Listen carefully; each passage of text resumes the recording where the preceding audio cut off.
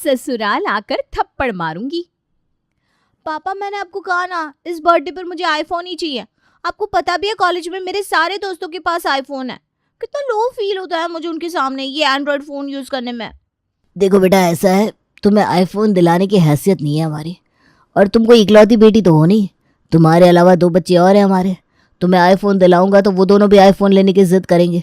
अब तुम्हारा बाप करोड़पति नहीं है कि 1-1 लाख के फ़ोन बच्चों के हाथ में थमा सके।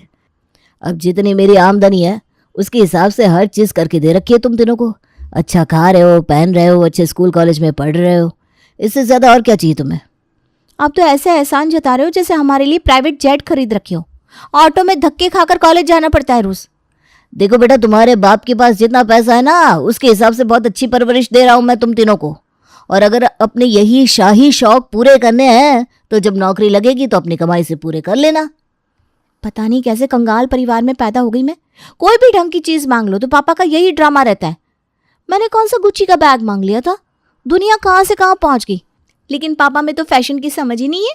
इनको तो ऐसा लगता है इन्होंने हमारा कॉलेज में एडमिशन करा दिया तो बहुत बड़ा तीर मार लिया। अब इनको कौन समझाए कि कॉलेज में जाने के लिए अपना स्टेटस भी मेंटेन करना पड़ता है। ऐसा कोई पहली बार नहीं था जब निकिता ने अपने पापा से कोई बहुत बड़ी डिमांड की थी। वो अक्सर ही पापा से महंगी और ब्रांडेड चीज़ों की डिमांड करती, और जब उसके पापा उसे वो सामान दिलाने से मना करते थे तो वो उल्टा उन्हें ही उल्टी सीधी बातें सुनाती। कुछ ही सालों में निकिता का कॉलेज खत्म हुआ और उसकी जॉब लग गई। जॉब में आने के बाद, बेटा कुछ पैसों की ज़रूरत है। 1 साल हो गया तुम्हारी जॉब को, अब तो तुम्हारे पास भी अच्छी खासी सेविंग हो गई होगी। माँ, जब तक मैं काम नहीं करती थी तब तक तो पापा एक एक पैसे का हिसाब लेते थे।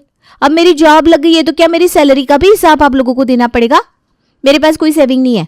जितना कमाती हूँ उससे ज़्यादा मेरा महीने का खर्चा हो जाता है। आपकी बेटी तो मेरी समझ से बिल्कुल बाहर है जी। जब तक कमाती नहीं थी दिन रात बड़ी बड़ी फरमाइशें करके हमारा जीना मुश्किल किए रहती थी, और अब जब कमा रही है तब भी उसे पूरा नहीं पड़ रहा।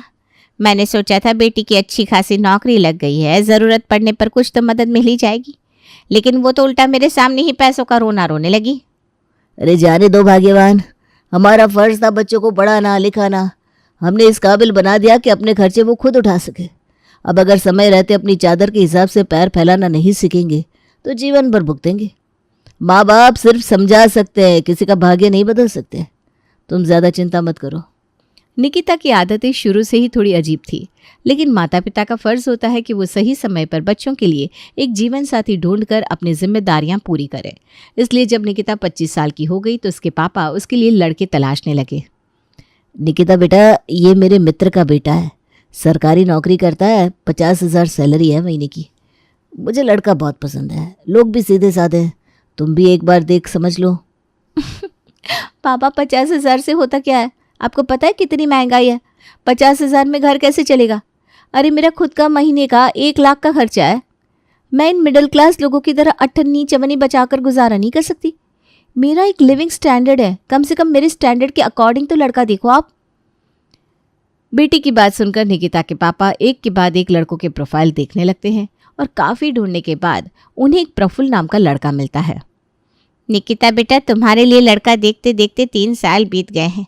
28 की हो गई हो तुम, अगले 2 महीनों में 29 की हो जाओगी। अपनी शादी को ना थोड़ा सीरियसली लेना शुरू कर दो।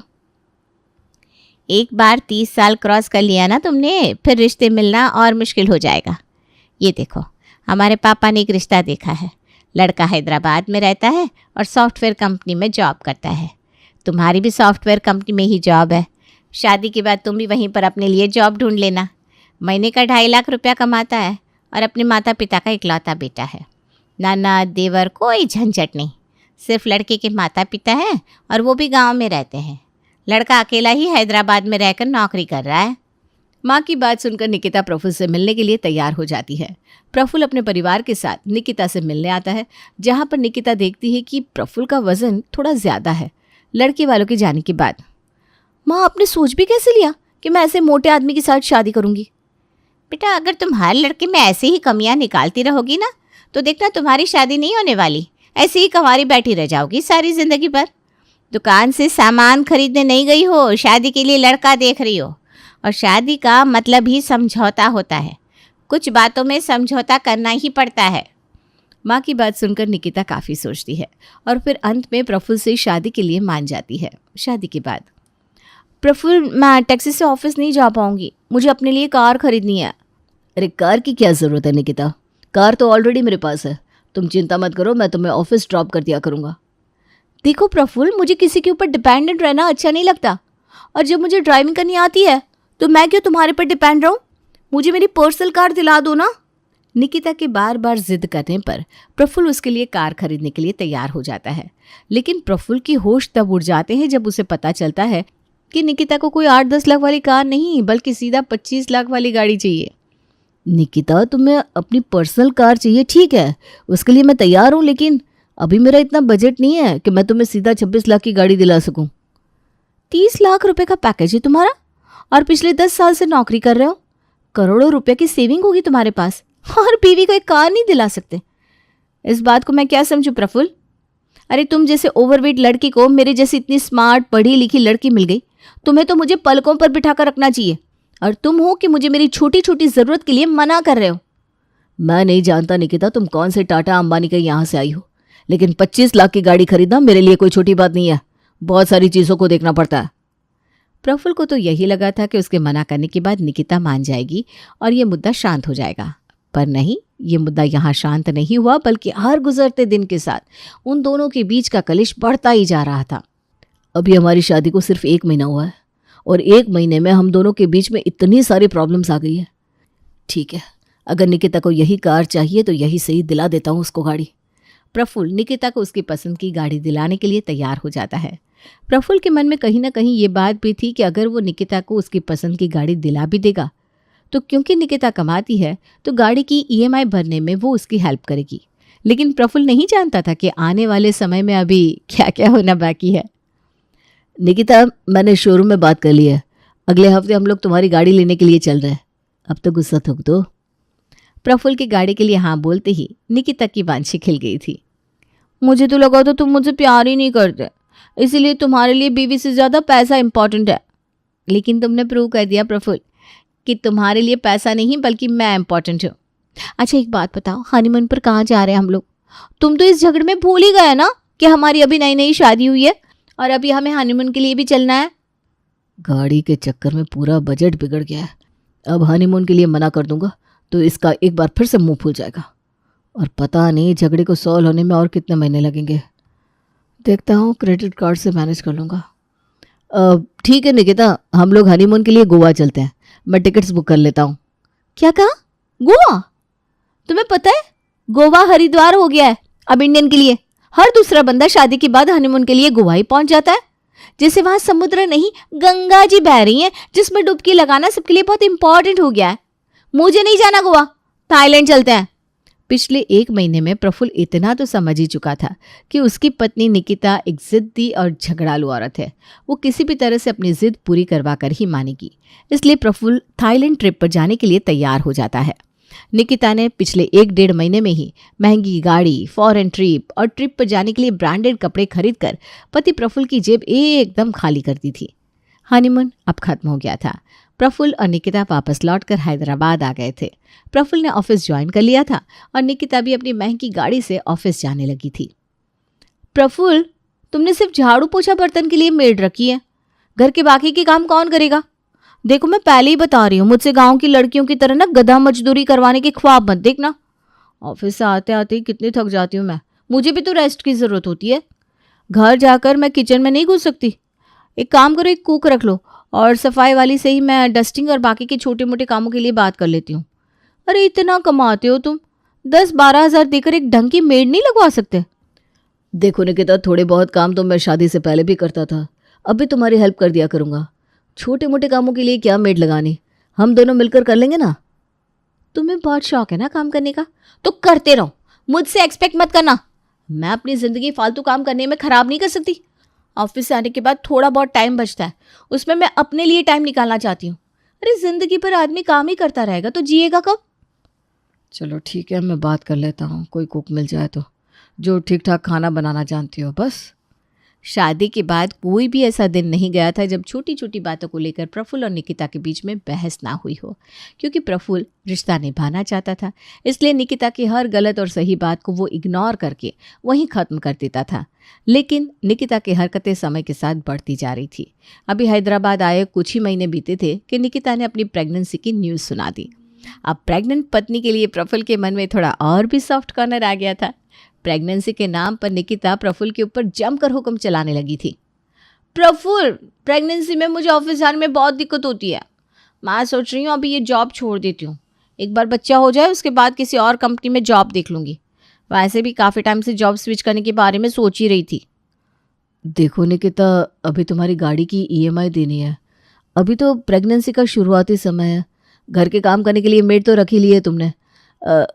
कोशिश करो कि अगर कुछ महीना कंटिन्यू कर पाओ तो उसके बाद मैटरनिटी लीव भी तुम्हें मिल जाएगी ना। नहीं प्रफुल्ल, मुझे बहुत थकान सी रहती है और ऑफिस जाने का बिल्कुल मन नहीं करता। बच्चे के आने की खबर से प्रफुल्ल भी बहुत एक्साइटेड था। इसलिए जब निकिता जॉब छोड़ने की बात करती है तो प्रफुल्ल उसका ज़्यादा विरोध नहीं करता और नौकरी छोड़ने की बात आसानी से मान लेता है। निकिता अब घर में रहने लगी थी। पूरा पूरा दिन बिस्तर पर बैठकर टीवी देखती और लगभग हर रोज़ एक नई फरमाइश लेकर पति के पास पहुंच जाती है। निकिता की बड़ी बड़ी डिमांड्स के आगे प्रफुल्ल को अपनी 2.5 लाख रुपए महीने की तनख्वाह भी कम लगने लगी थी, क्योंकि निकिता के शौक इतने बड़े बड़े थे कि वो 1-1 लाख के तो बैग इस्तेमाल किया करती थी। उसके बैग, स्टॉल, शूज़ सब इंटरनेशनल ब्रांड के थे, जिनके दाम सुनकर प्रफुल्ल का दिमाग घूमने लगा था। देखते ही देखते 9 महीने का समय बीत जाता है और निकिता एक बेटे की माँ बन गई थी। प्रफुल्ल, मुझे ना एक आईपैड लेना है। ऑनलाइन ऑर्डर कर रही हूँ, अपनी कार्ड की डिटेल्स दो ना। मैं कुछ बोल नहीं रहा हूँ निकिता, तो मैं देख रहा हूँ कि तुम्हें कुछ समझ में ही नहीं आ रहा। 1 साल से ऊपर हो गया हमारी शादी को और तुम दोनों हाथों से ऐसे खर्च कर रही हो जैसे तुम्हारे हाथ कोई कुबेर का खजाना लग गया हो। अब एक बच्चे की माँ बन गई हो, अब तो कुछ जिम्मेदार बनो। प्रेगनेंसी के 9 महीने तो तुम अपने हार्मोन्स को जिम्मेदार बताकर अपनी मनमानी करती रही। अब क्या बहाना ये सब फिजूल खर्ची का तुम्हारे पास? ये फिजूल खर्ची नहीं है प्रफुल्ल। आईपैड खरीदना फिजूल खर्ची कब से हो गया? अब मैं जॉब नहीं कर रही हूँ, पूरा दिन घर पर रहकर तुम्हारे बेटे को संभालती हूँ, तो अगर मुझे किसी चीज़ की ज़रूरत होगी तो तुमसे ही कहूँगी ना। और तुम क्या ये हर समय पैसों की दुआएं देते रहते हो? कोई एहसान नहीं कर रहे हो? तुमने शादी की है, मेरे खर्चे उठाना फर्ज है तुम्हारा। अरे तो मैंने कब मना किया तुम्हारे खर्च उठाने से? लेकिन खर्च उठाने का मतलब ये तो नहीं होता कि इंसान खुद बिक जाए। और दिन भर बच्चे की देखभाल करती हूँ, तुम्हें ये बात बोलते हुए शर्म भी नहीं आती? बच्चे की देखभाल के लिए तुमने आया रखी हुई है, घर के सारे काम करने के लिए अलग से नौकर आते हैं। प्रफुल्ल अब निकिता को पैसे देने के लिए इनकार करने लगा था, जिसकी वजह से निकिता प्रफुल्ल से चिढ़ी चिढ़ी रहने लगी थी। कुछ दिनों तक जब उसे समझ में आता है कि प्रफुल्ल उसे मनमानी करने के लिए पैसे नहीं दे रहा, तो वो अपने बेटे को लेकर हैदराबाद से अपने मायके आ जाती है और उसे डाइवोर्स पेपर भिजवा देती है। ये क्या बेवकूफ़ी है निकिता? पिछले 1.5-2 साल में पानी की तरह पैसा बहाया मैंने तुम्हारे ऊपर। महंगी गाड़ी, फॉरेन ट्रिप, ब्रांडेड कपड़े, नौकर चाकर, ऐसी क्या कमी रखी थी जो तुमने मुझे डिवोर्स पेपर भिजवा दिए? भिखारी बनाकर रख दिया है तुमने मुझे। तुम्हारे जैसे बेगैरत आदमी को ना खून के आंसू रुलाऊंगी मैं। बेटे की शक्ल देखने को भी तरस जाओगी तुम। फोन करके मुझे धमकाने की कोशिश की ना तो ससुराल आकर 2 थप्पड़ मारूंगी, तुम्हें होश ठिकाने आ जाएंगे। निकिता और प्रफुल्ल का केस अब कोर्ट में पहुंच गया था। निकिता ने प्रफुल्ल के ऊपर डिवोर्स, एलिमनी के अलावा बेटे की कस्टडी लेने के साथ साथ और भी कई केस लगाए थे, जिनमें दहेज के लिए शारीरिक और मानसिक रूप से प्रताड़ित करना भी शामिल था। कोर्ट रूम में रोना धोना करके निकिता ने केस की पूरी दिशा अपनी ओर मोड़ ली थी। पत्नी के ऊपर लाखों रुपए खर्च करने वाले प्रफुल्ल के ऊपर निकिता ने दहेज में मोटी रकम लेने का इल्जाम लगाया था। साथ ही उसने तलाक के लिए 3 करोड़ रुपए का गुजारा भत्ता भी मांगा था। जब से लोगों को इस डाइवोर्स केस के बारे में पता चला था, लोग प्रफुल्ल को बहुत ही गंदी नज़रों से देखने लगे थे। समाज में लोगों को यही लगने लगा था कि प्रफुल्ल ने अपनी पत्नी को इतना प्रताड़ित किया कि वो उसे छोड़कर चली गई। मिस्टर प्रफुल्ल, हमें बड़े दुख के साथ कहना पड़ रहा है कि अब आप इस कंपनी में अपनी जॉब कंटिन्यू नहीं कर पाएंगे। कंपनी आपको 3 महीने का नोटिस देती है, उसके बाद आपको ये जॉब छोड़नी होगी। आपके ऊपर लगे हुए केसेस के कारण कंपनी की बहुत बदनामी हो रही है और हम कोई ऐसा काम नहीं कर सकते जिससे कंपनी की साख पर बात आए। प्रफुल्ल का मान, सम्मान, नौकरी सब कुछ दांव पर लग गया था और इतना सब होने के बाद भी कोर्ट को भी निकिता की ही बातें सच लग रही थी, क्योंकि निकिता एक औरत थी और कानून हमेशा ऐसे मामलों में औरत का ही साथ देता है। महीनों से चल रहे ट्रायल के बाद आज कोर्ट में केस की फाइनल सुनवाई थी।